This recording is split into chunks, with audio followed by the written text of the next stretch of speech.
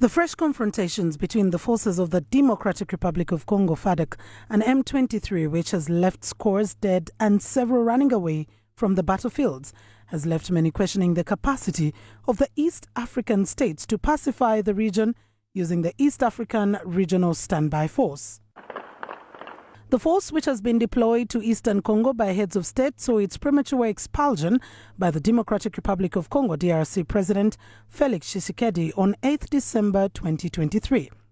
The UPDF spokesperson, Brigadier General Felix Kulaja, says Tshisekedi's wishes contravened the mandate of the deployed force.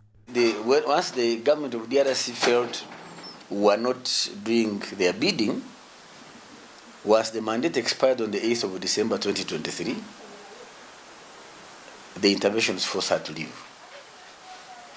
The leaving of that force, in my humble view, and our view as the UPDF, opened the door for the conflict to continue unabated.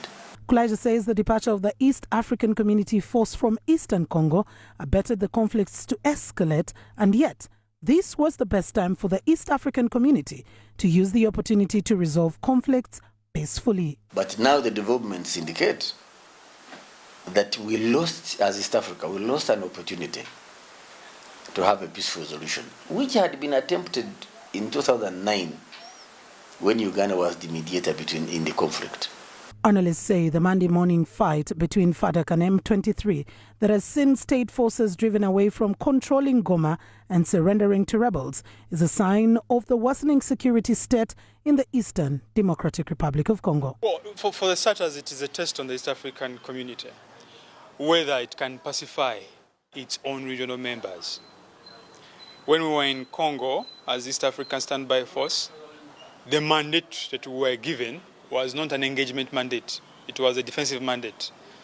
In essence, Congo wanted us to attack M23. Actually, wanted the standby force to attack M23, to fight on behalf of FDLR.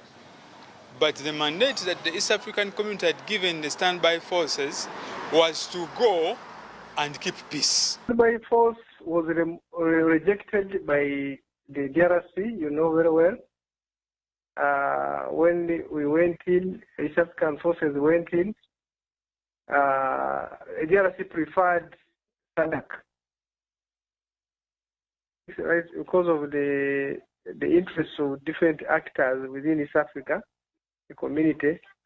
So DRC was more confident to work with SADC. We seem to have not been reading from the same script with the leadership in DRC. When I'm saying we, I'm talking about the East African Intervention Force, because His Excellency Tshisekedi expected us to fight M23. Now that was outside our mandate. With the East African Community Chairperson calling an emergency meeting to deliberate on condensing the intense military confrontations in the DRC, the possible channel through which peace can be restored remains hanging in balance.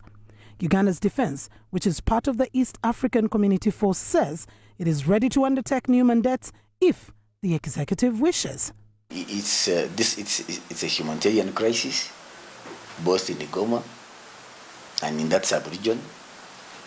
Number two, it's a crisis on us because of pressure on our social services in Kisoro. So it's a matter that really requires urgent attention, but at strategic level. Because what's happening in Congo now is a military operation going on. Now the question is whether the political front can counter a military operation. And that is largely dependent on whether the two principals will attend, let alone even send delegations.